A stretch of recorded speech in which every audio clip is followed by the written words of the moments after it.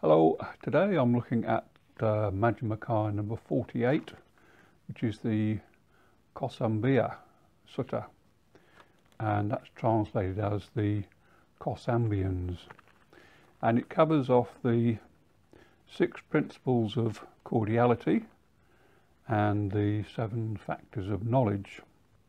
So the location is Kasambi in Gosita's Park, and the people there are Buddha and his followers, or the monks or bhikkhus, at Kasambi. Now, a dispute has flared up amongst the bhikkhus at Kasambi, and the monks were stabbing each other with verbal daggers, is the phrase used. They are admonished by Buddha. When you take to quarrelling and brawling, are you maintaining acts of loving kindness by body and speech? No, came the reply. What can you possibly know or see that can take you into such deep disputes, that you can neither convince each other nor be convinced by others? Bhikkhus, Buddha continues, there are 6 principles of cordiality that create love and respect and conduce to cohesion, non-dispute, concord, and to unity. A bhikkhu maintains bodily acts of loving kindness towards his companions. A bhikkhu maintains verbal acts of loving kindness towards his companions. A bhikkhu maintains mental acts of loving kindness. A bhikkhu uses things in common with his companions without making reservations or without gain, even the contents of his food bowl. A bhikkhu dwells in both public and private, possessing in common with his companions those virtues that are unbroken, untorn, unblotched, unmottled, liberating, commended by the wise, not misapprehended, and conducive to concentration. A bhikkhu maintains right view, that is noble and emancipating, leading to the complete destruction of suffering.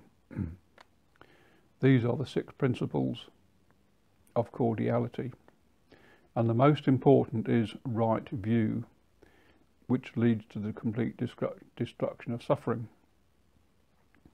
And how does this happen?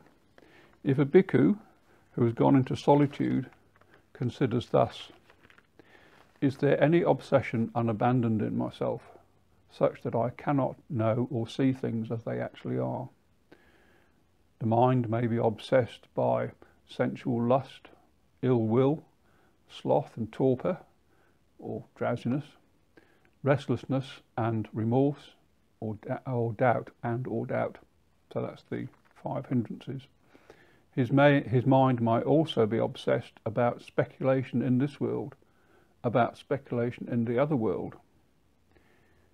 If a bhikkhu takes to quarrelling, brawling, being deep in dispute, stabbing others with verbal daggers, then his mind is obsessed.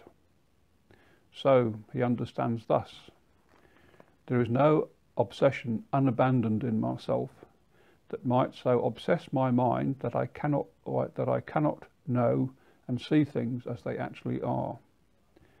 My mind is well disposed for awakening to the truths. So that is free of obsessions. This is the first knowledge attained by him that is noble, supramundane, and not shared by ordinary people. The second knowledge obtained, not shared by ordinary people, is when he understands thus: when I pursue, develop and cultivate this view, I obtain serenity. The third knowledge is that there is no one outside Buddha's dispensation possessed of such a view.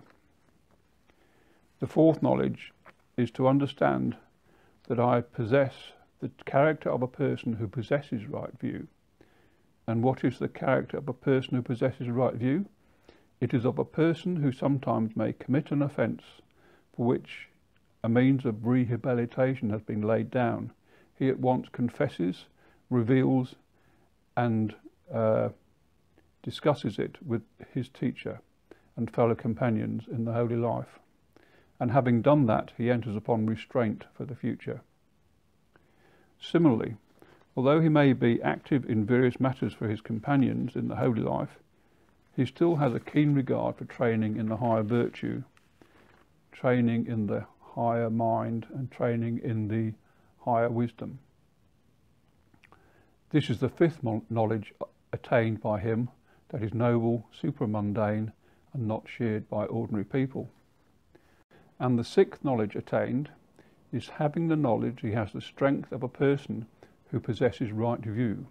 That is, when the Dhamma and discipline proclaimed by the Tathagata is being taught, he heeds it, gives it attention, engages with it with all his mind, and hears the Dhamma eagerly.